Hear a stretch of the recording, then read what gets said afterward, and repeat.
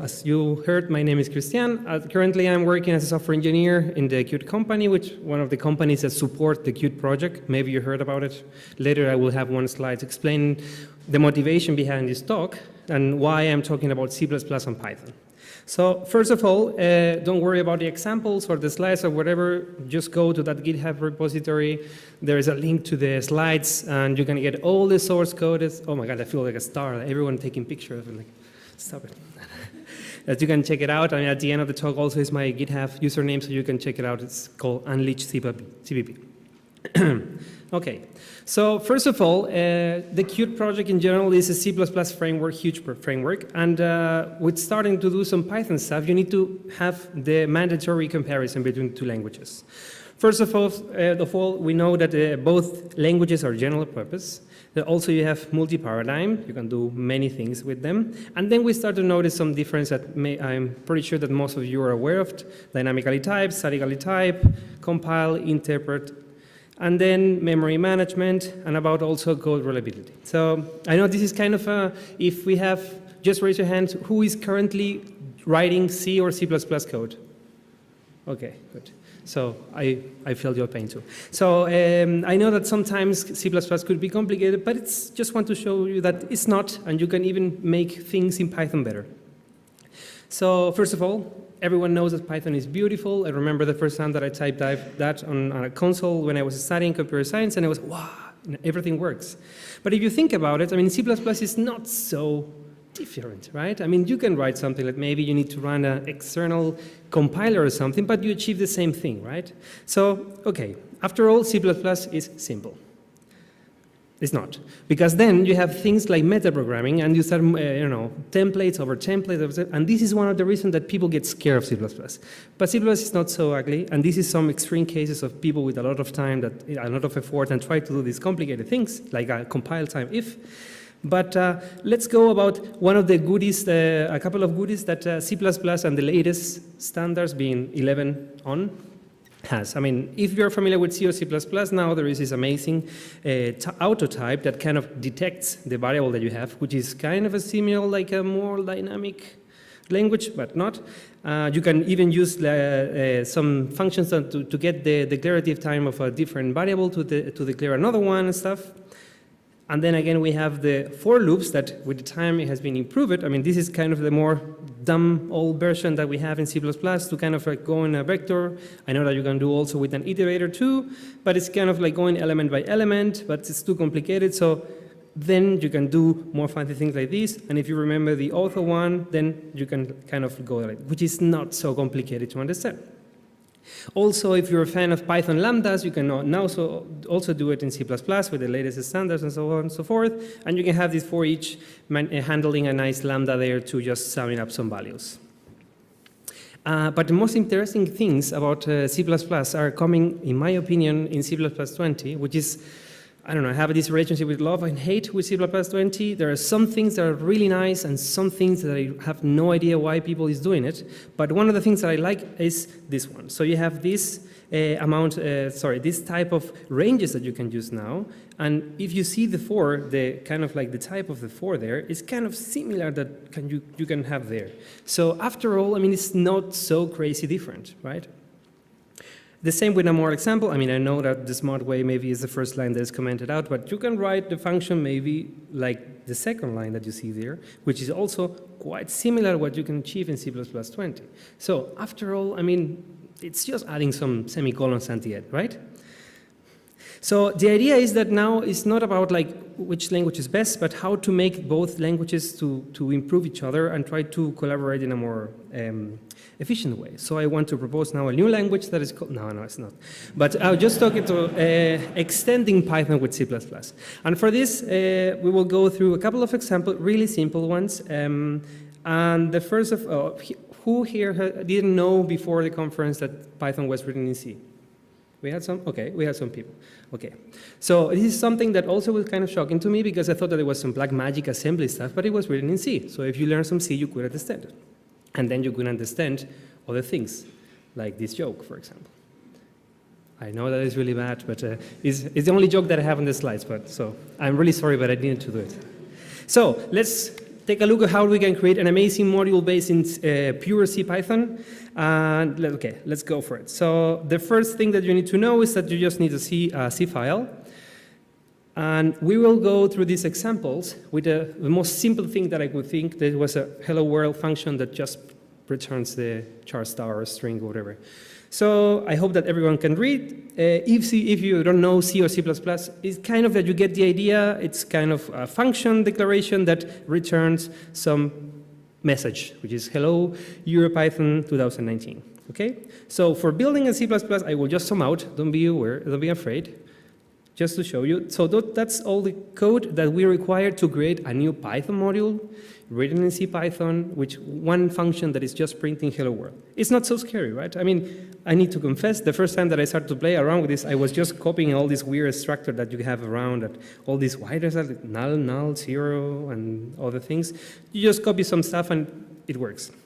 So if you are brave enough after this talk, just go to the CPython directory and play with it, and maybe you can write other sophisticated models with it. So this is a simple case, right? And this is just one example, one simple function, and we have this. So what's the motivation behind this Qt thing? So Qt is just a C++ framework that is like huge, and one of the main functionalities was to offer the way of developing user interface, graphical user interfaces for people. And also Qt implements many of the things that we have for free in Python in C++, which is like a lot of abstractions for different classes to interact with more for databases, or maybe doing command line or scripting alike in C++, and even other advanced things, a different way of creating user interfaces, actions, notification, threads, all these things. So they are providing a lot of goodies to the C++ world, and at some point the project was, but you know what, this thing needs to be maybe available in other languages. So people started to wonder about Python. So maybe you are aware there is already a set of binding which is really old. It's called PyQt, and this was developed by a different company, some people doing a lot of work there, and this was fantastic.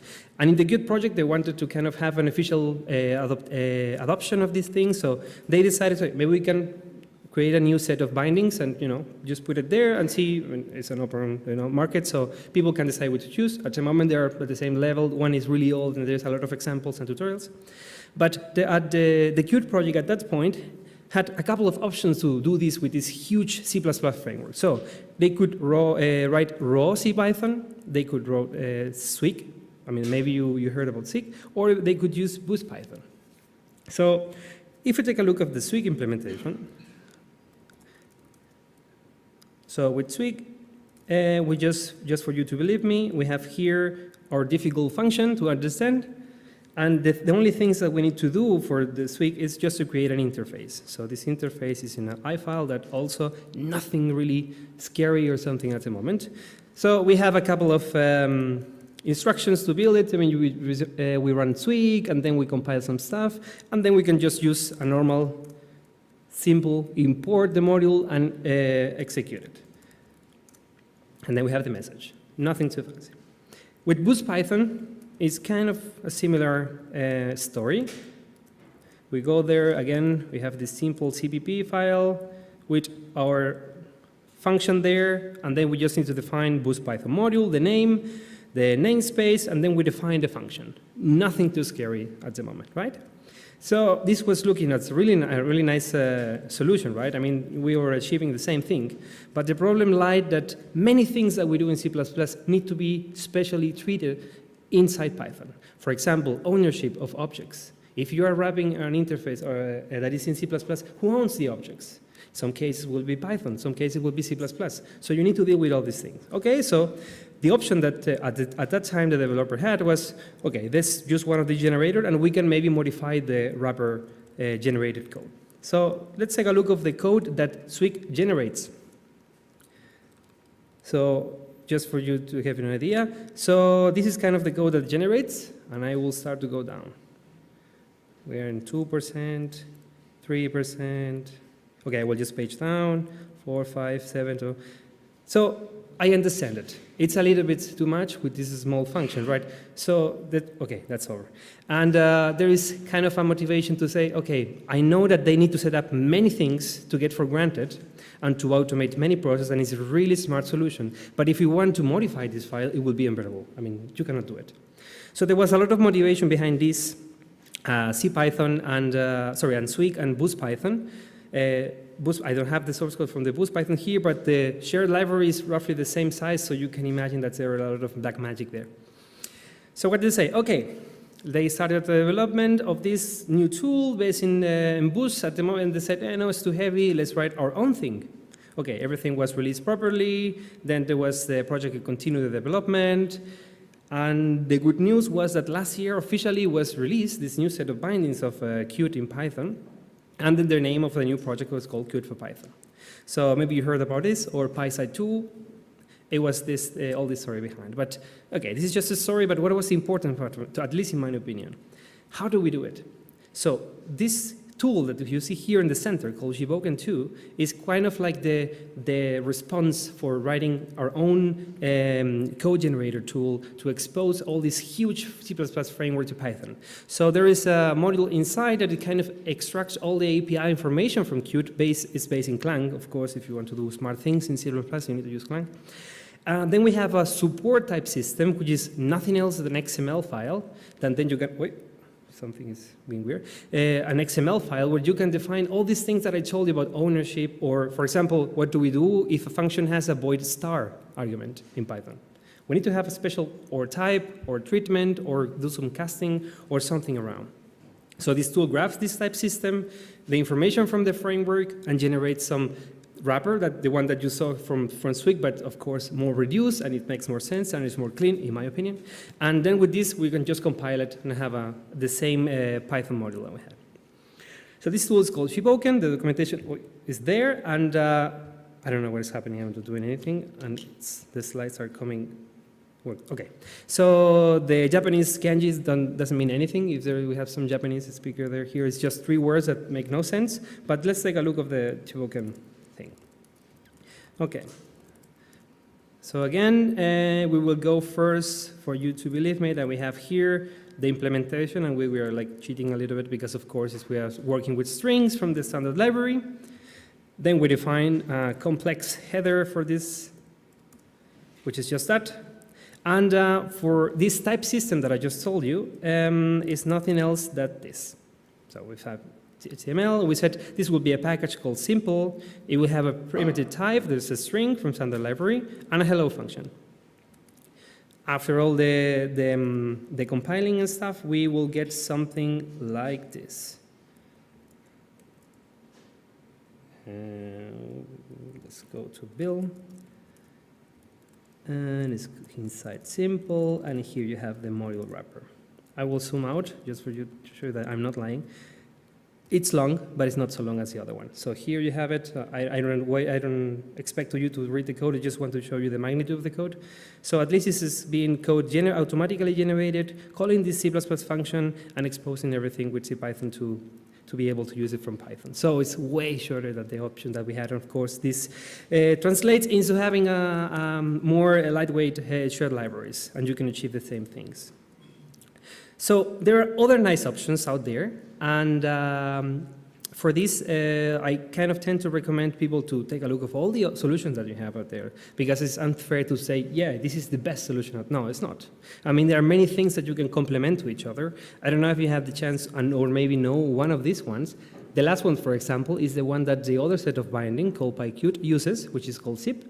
PyBind 11 also is a really nice project that appeared in the I think a couple of years ago, even I think 2 EuroPythons ago, there was also a talk about PyBind 11. So let's take a look of like, how do you achieve the same things with the other options? I think that I am good with the time at the moment. So this is the case of PyBind 11. So let's open again the file.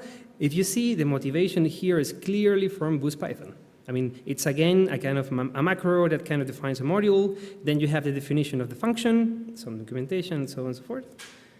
And then you can do the same thing. I mean, after you compile it and everything, you have your simple main that you can achieve the same thing.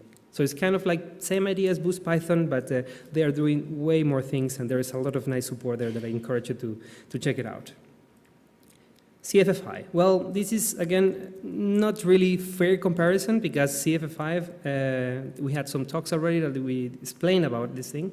It's not kind of like generating code, but it's just kind of loading something. So we can have, this is the one here. Whoop. This is the code that is being generated. Yes, so we go to the simple build, and then you have like inline raw string that contains the function that we want to expose. And then we just compile this thing in some share library that we can easily load from Python. So if you check here, for example, the main is the same thing that we were seeing in the other examples, just calling this nice function. In this case, we are casting it to a string and so on and so forth, but it's kind of the same idea. But again, I mean, it's not like you can write inline code or kind of read lots of C++ code to kind of expose it in this way. The other option that I had there, of course, CFFI is kind of focused on C. Well, I mean, they support C89 and I don't remember which one other standard. But for playing with C++, you have a similar idea, which is CPPYY. Kind of fun, right? CPP.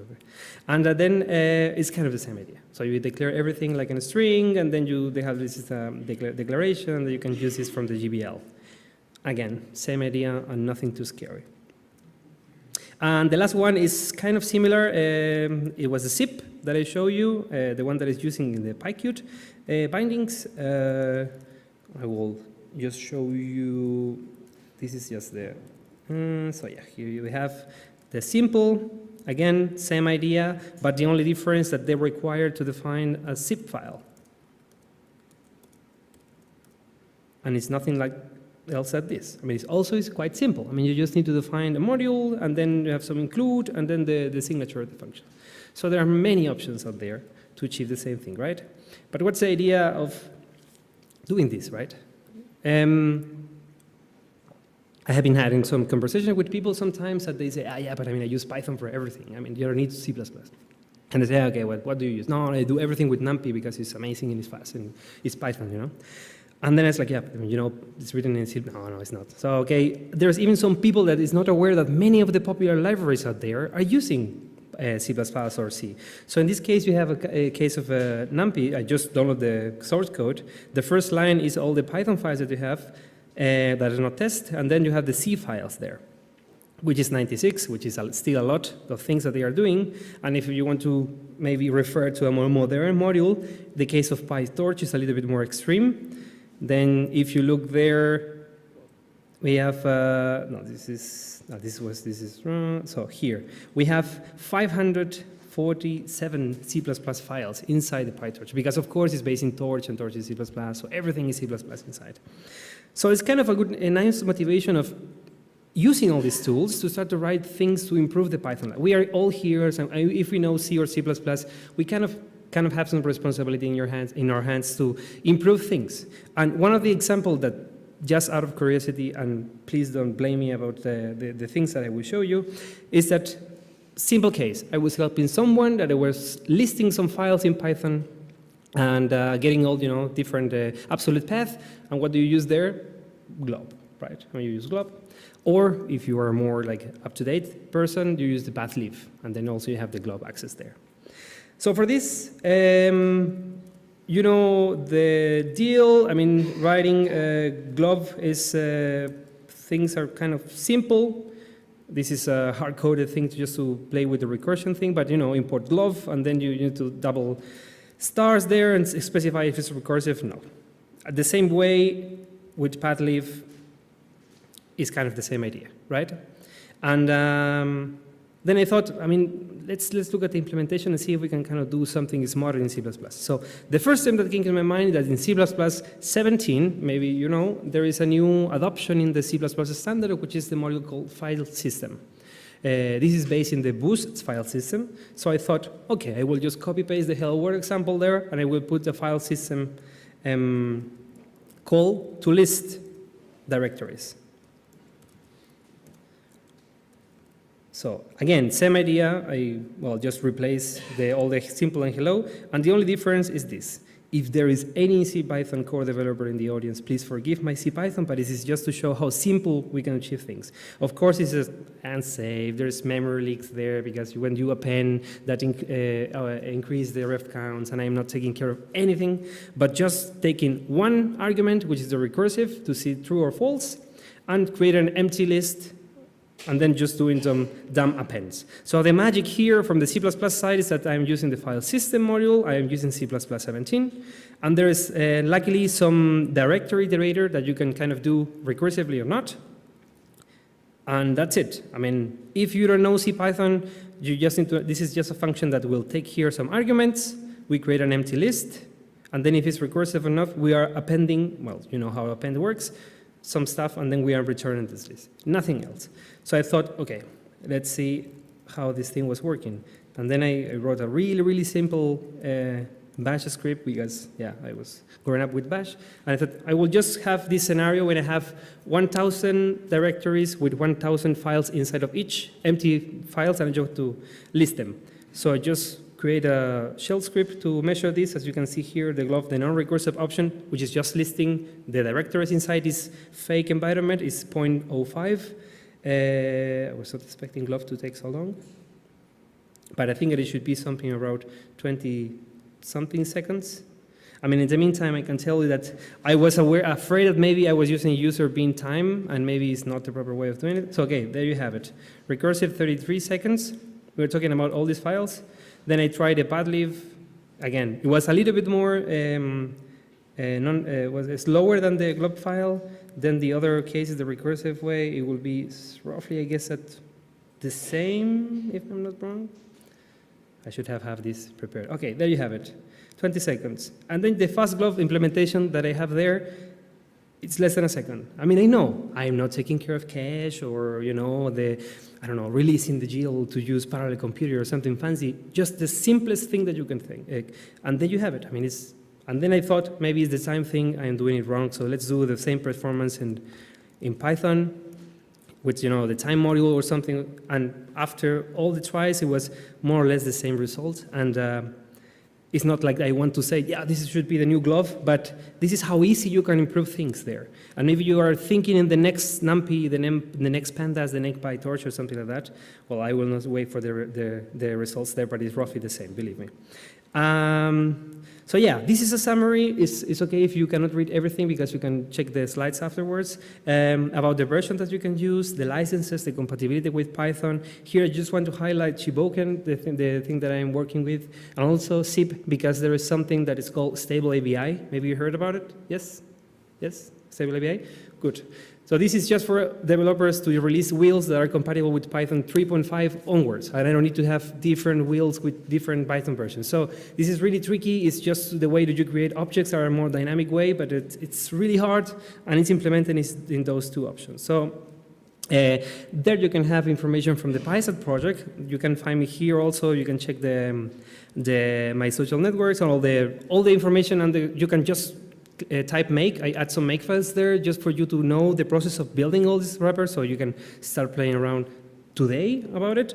And just as a PSA that it's always good to support your local groups. So if you, at any moment you come to Berlin, I mean, we have, I think, one of the most amazing Python communities out there. We have PyLadies, Python Users Berlin, PyBerlin, and PyData Berlin. So that's it. Thank you very much.